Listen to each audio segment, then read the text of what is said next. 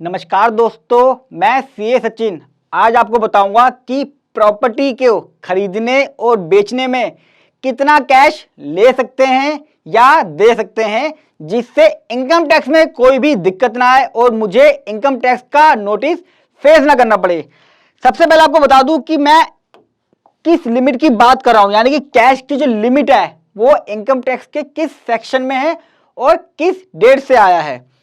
1 जून 2015 को income tax के अंदर 269 डबल एस जो है उसके अंदर ये मेंशन किया गया कि कोई भी व्यक्ति जो प्रॉपर्टी खरीद रहा है वो 19,999 से ज्यादा का कैश नहीं ले सकता, यानी कि वहां लिखा हुआ है 20,000 और मोर नॉट अलाउड। तो यानी कि 19,999 ही अलाउ है। चाहे आप 1 करोड़ की प्रॉपर्टी ले रहे हो, चाहे आप 5 करोड़ की ले रहे हो, चाहे 50 करोड़ की या 500 करोड़ की कोई भी प्रॉपर्टी ले रहे हो, 1 ले रहे हो, 2 ले रहे हो, 5 ले रहे हो, मैक्सिमम से मैक्सिमम 19,999 ही रिसीव कर सकता है। एग्जाम्पल के लिए एक ए है और एक बी है।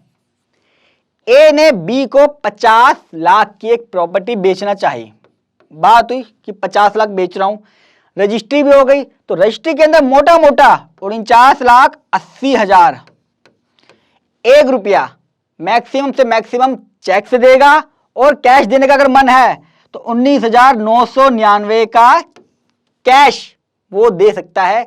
यानी कि रजिस्ट्री के अंदर इस तरह का कंपोनेंट दिखाई देगा 49,80,000 ₹1 डीडी के थ्रू, आरटीजीएस या चेक से, जैसा भी है, और 19,999 का कैश अलाउ है। अगर आपने इस तरह की डील करी तो दोनों में से किसी को कोई भी दिक्कत नहीं आएगी, कोई पेनल्टी नहीं लगेगी।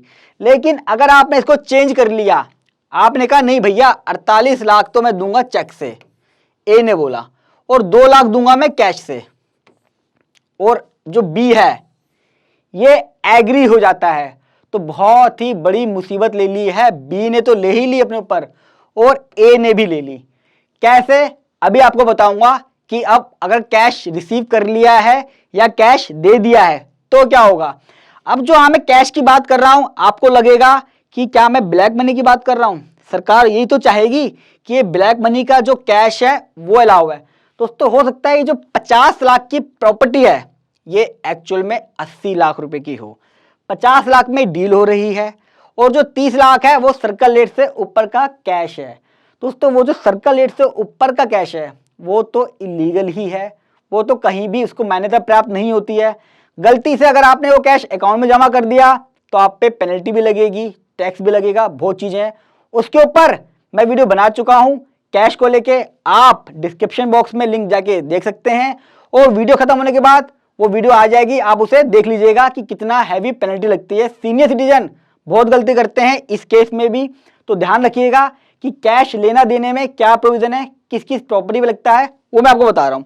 अब दोस्तों ये तो आपने कर लिया है, कैश कौन सा है, कैश है आपका, आपने अगर एटीएम से निकाला हो तो भी नहीं चलेगा। अगर आपने कैश बैंक विड्रॉल करा है, यानी कि मैं गया सेल्फ का चेक मैंने ले लिया, तो भी अलाउ नहीं है। अगर मैंने किसी से कैश लोन ले लिया तो भी इसमें पेनल्टी लगेगी ही लगेगी। अगर मेरी कैश की इनकम है, यानी कि जो 48 लाख था और 2 लाख है, मैं कह रहा हूं 2 लाख रुपए मैंने इनवॉइस रेज किया था, मैंने उस पर जीएसटी भी लगाया है और जीएसटी सरकार को पे भी करा। जो 2 लाख आया है उसके ऊपर मैंने टैक्स भी पे करा, अपना खर्चा माइनस करने के बाद जो भी था जेन्युइन इनकम थी, तब भी वो 2 लाख का कैश अलाउ नहीं है प्रॉपर्टी में, तब भी पेनल्टी लगेगी। अब यहाँ पे क्वेश्चन आता है दोस्तों जिससे मैं भी सेटिस्फाई नहीं हूं। जो 48 लाख और 2 लाख का मैंने करा, रजिस्ट्रार के पास गया, रजिस्ट्री भी हो गई। अब रजिस्ट्रार क्या करता है, रजिस्ट्री तो कर लेता है, वो कहता है मुझे 2 चीजों से मतलब है, एक तो प्रॉपर्टी में कोई डिस्प्यूट ना हो, उसका टाइटल क्लियर हो, कोर्ट में केस ना चल रहा हो, और जो 50 लाख रुपए वो आ गया हो, भले ही पूरा 50 लाख कैश में भी क्यों ना हो, तो भी आपकी रजिस्ट्री हो जाएगी। रजिस्ट्रार कभी भी मना नहीं करेगा। लेकिन करता क्या है वो क्या करेगा, आप दोनों के पैन नंबर, एड्रेस, उस रजिस्ट्री की कॉपी इनकम टैक्स डिपार्टमेंट को भेज देता है। कहता है कि इस व्यक्ति ने कैश दिया है, ए ने, और बी ने कैश लिया है। तो इनकम टैक्स वाले आप देखो क्या प्रोविजन है, इनकम टैक्स वाले दोनों को नोटिस भेजते हैं। जितने भी 20,000 या उससे ऊपर की ट्रांजैक्शन हो गई हैं प्रॉपर्टी में, सबको नोटिस आ चुके हैं। मेरे पास भी कई क्लाइंटों के नोटिस केस इस समय करा रहा हूं। थोड़ा सा मैं आपको ओवरव्यू देता हूं, अगर आपको यकीन नहीं होता कि वाकई में मैं मजाक कर रहा हूं या 20,000 रुपए के लिए भी डिपार्टमेंट नोटिस भेज रहा है, मैं आपको थोड़ा सा अपने केस और जो 20,000 के लाखों के नोटिस भेजे गए हैं उसके बारे में दिखा देता हूं। ये दोस्तों इंडियन एक्सप्रेस की न्यूज़पेपर की कटिंग है जो मैं यहाँ पे आपको दिखा रहा हूँ। यहाँ साफ आ रहा है कि ब्लैक मनी को रोकने के लिए जो सेक्शन 269SS है जो 2015 से इफेक्ट हुआ है, CBDT यानी कि central board of direct tax सभी को भेजने वाला है नोटिस और पेनल्टी लगाने वाला है 271D में। पूरा इसमें लिखा हुआ है कि सभी को नोटिस भेजा जा रहा है। आप यहाँ पढ़ सकते हैं कि IT department will start sending notice from next month, यानी कि ये पिछले साल का दिखा रहा हूँ जो सबके पास नोटिस जा चुके हैं पिछले फाइनेंशियल ईयर में। तो इस तरीके से जो भी ट्रांजैक्शन 20,000 से ऊपर हो रही है या 20,000 वाली भी है तो भी उनके पास नोटिस जा रहे हैं। अब मैं आपको एक लीगल नोटिस भी दिखाता हूँ। एक ही दोस्तों लाइव नोटिस है जिसमें वायलेशन हुआ है। देखिए किस तरीके से जो रजिस्ट्रार है वो डिटेल भेजता है इनकम टैक्स डिपार्टमेंट को, प्रॉपर्टी का एड्रेस, जो प्रॉपर्टी बिकी है उसका रजिस्ट्रेशन नंबर, किस डेट को ट्रांजैक्शन हुई है, कितना सेल कंसिडरेशन है, 1240 की प्रॉपर्टी बिकी है जिसके अंदर पूरा का पूरा 1240 कैश है। कई बार ये 50 लाख होता है और यहाँ लिखा होता है चेक से 48 लाख और कैश से 2 लाख, लेकिन इस केस में पूरा का पूरा कैश ट्रांजैक्शन है। कौन परचेजर है उसका नाम आता है और उसका भी एड्रेस आता है ताकि दोनों जगह वेरीफाई हो सके। और नोटिस आया है 271D की पेनल्टी का 12,40,000 का, जिसको मैंने माफ़ करवाया और ये पेनल्टी ड्रॉप कराई। एक केस में एसएससी की पेनल्टी किसी और के पास गया था, उसकी पेनल्टी भी लग गई। अब मैं आपको उसका ऑर्डर दिखाता हूँ फाइनल की पेनल्टी लगती कैसे है। ये है वो पेनल्टी के ऑर्डर का मैंने एक पार्ट लिया है जिसमें कहता है कि आपने 269SS के वायलेशन करा है, 271D की पेनल्टी लगेगी। इस केस में अमाउंट था 11,40,000 रुपये का कैश जो रिसीव किया था इस व्यक्ति ने, मैंने नाम छुपा दिया है।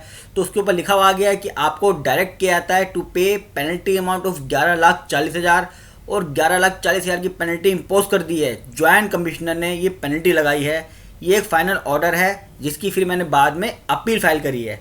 चलिए चलता हूँ अपने डैशबोर्ड की तरफ। देखा दोस्तों आपने, मैंने अपने भी केस दिखाया जो मैं करा रहा हूं और जो मैं दिखा रहा हूं कि लाखों लोगों को नोटिस जा चुका है कैश को लेके। तो आप समझ सकते हैं कि ये वीडियो कितनी इंपॉर्टेंट है उन लोगों के लिए जो कभी फ्यूचर में कैश ट्रांजैक्शन कर लेंगे प्रॉपर्टी में या कर चुके हैं। अब दोस्तों क्वेश्चन आ गया, आपको पता चल गया कि किसी भी तरह का कैश अलाउ नहीं है, एटीएम से विड्रॉल कराओ कुछ भी हो। यहां थोड़ा सा बताऊं कि मैं किस प्रॉपर्टी की बात कर रहा हूं। सेक्शन में लिखा हुआ है ऑल इमूवेबल प्रॉपर्टीज, यानी कि किसी तरह की भी इमूवेबल प्रॉपर्टी में आप कैश दे रहे हो 19,999 से ज्यादा तो आपको प्रॉब्लम होगी और जो रिसीव कर रहा है उसको पेनल्टी लगेगी। बताऊंगा अभी।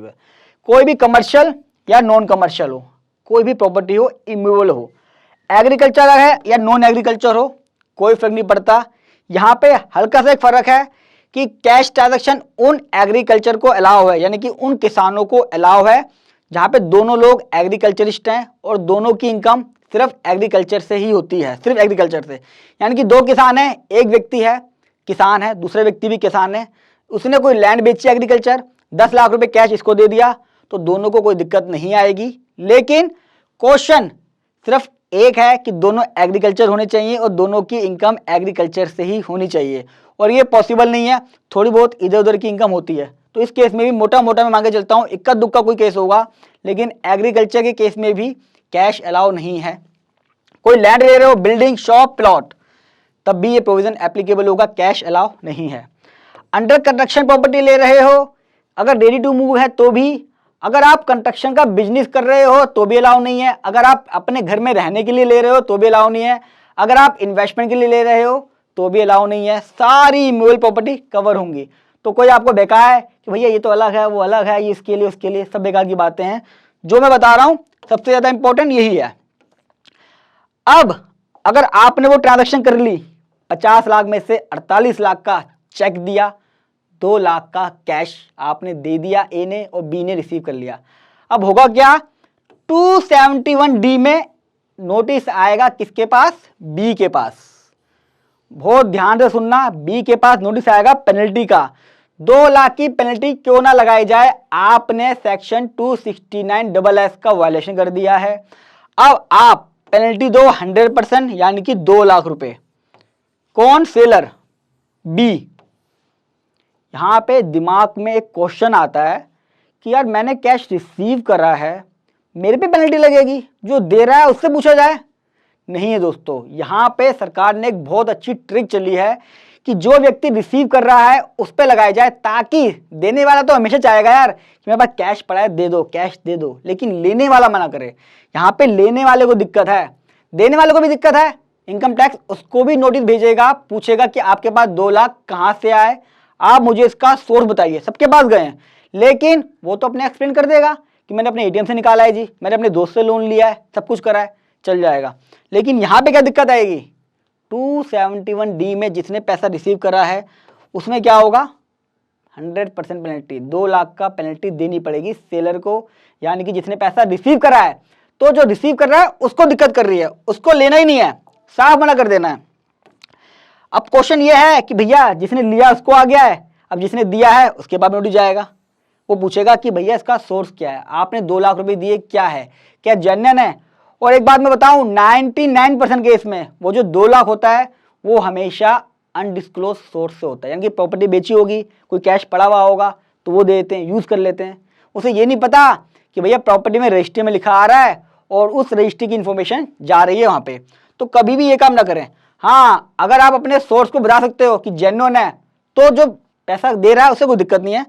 अब क्वेश्चन ये है कि भैया पेनल्टी का नोटिस तो आ गया है, अब सोल्यूशन क्या है? मैं क्या रिप्लाई फाइल करता हूं इनकम टैक्स डिपार्टमेंट में जब मेरे पास इस तरह के केस आते हैं? प्रॉब्लम आ गई है, सोल्यूशन बताऊंगा और 100% वो सक्सेसफुल भी है।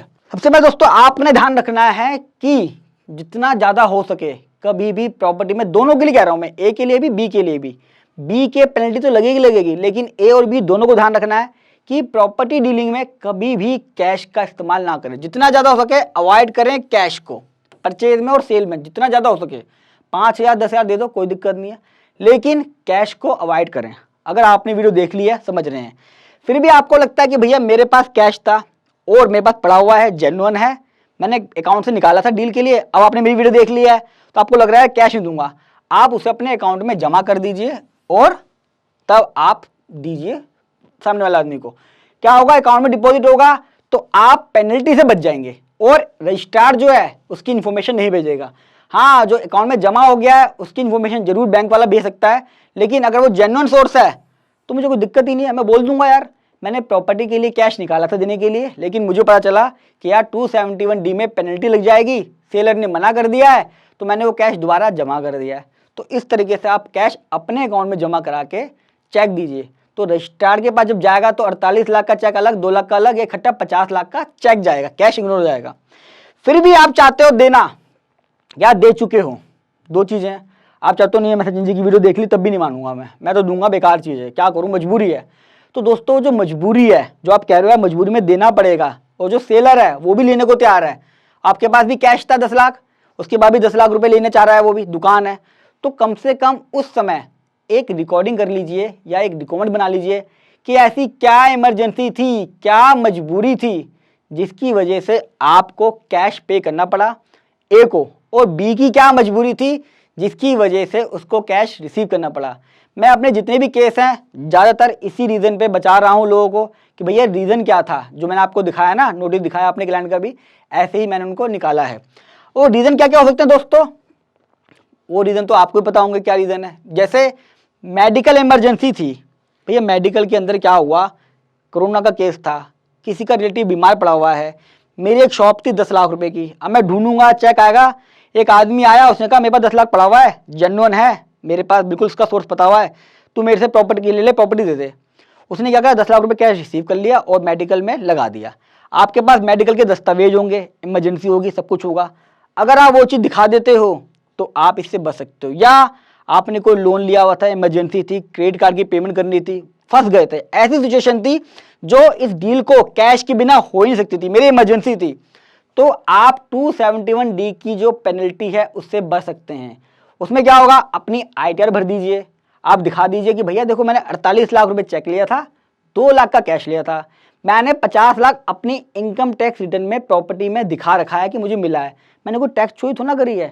इस पूरे वीडियो में एक बात बहुत इंपॉर्टेंट है, मैं जब केस कराता हूं मैं ये बताता हूं कि कहीं भी हमने टैक्स चोरी नहीं करी है प्रॉपर्टी की। कैश भली मेरे पास आया है, पेनल्टी क्यों लगा रहे हो? पेनल्टी लगाना मैंडेटरी नहीं है, मेरी इंटेंशन टैक्स चोरी करने की नहीं थी। तो इस तरीके से पूरा आप इसको देख सकते हो। साथ में जो मैंने शुरुआत में कही कि जो प्रॉपर्टी से ऊपर का कैश आता है, यानी कि 50 लाख आपकी सर्कल रेट था और 50 लाख से 80 लाख आया, तो क्या 30 लाख का जो कैश है उसको मैं अपनी सेल वैल्यू मान के ITR में दिखा सकता हूं? बिल्कुल नहीं। क्या मैं उसे कैश डिपॉजिट अपने बैंक अकाउंट में जमा कर सकता हूं? बिल्कुल नहीं। वो इसलिए दोस्तों, अगर आप बोल भी दोगे कि 50 लाख जो है मेरे को प्रॉपर्टी बेची थी उसी में आया, कोई इनकम सोर्स तो है नहीं, लेकिन जो बायर है जिसने आपको पैसा दिया है वो कभी भी इस चीज़ के लिए हाँ नहीं करेगा कि हाँ भाई मैंने पैसा दिया है। इसीलिए दोस्तों, अगर आप फर्स्ट टाइम मेरे चैनल पर आए हैं तो चैनल को सब्सक्राइब कर लीजिएगा। साथ में इस वीडियो को जितना ज़्यादा हो सके अपने फ्रेंड्स, रिलेटिव्स, फेसबुक और व्हाट्सएप पे जरूर शेयर कीजिएगा, स्पेशली सीनियर सिटीजन को, क्योंकि इस प्रोविजन के बारे में किसी को भी नहीं पता। और जाने अनजाने में जो सेलर है बेचारा, जो कैश रिसीव कर लेता है, वो इनकम टैक्स के नोटिस को फेस करता है, स्पेशली सीनियर सिटीजन जो अपने बच्चों से भी इस तरह की ट्रांजैक्शंस को छुपा लेते हैं। और दोस्तों, अगर आपका इससे जुड़ा हुआ कोई भी एक्सपीरियंस है, आपने कैश में सेल करी या परचेज करी, इनकम टैक्स का नोटिस आया, कैसे बाहर निकले, अपनी स्टोरी को या एक्सपीरियंस को मेरे कमेंट बॉक्स में जरूर शेयर कीजिएगा। कोई क्वेरी है इससे जुड़ी हुई वो भी आप मुझसे पूछ सकते हैं कमेंट बॉक्स में। वीडियो कैसे लगी ये जरूर बताइएगा। अगर अच्छी लगी हो तो वीडियो को लाइक जरूर कीजिएगा। जल्दी लौटूंगा एक अच्छी सी वीडियो लेके, तब तक के लिए नमस्कार।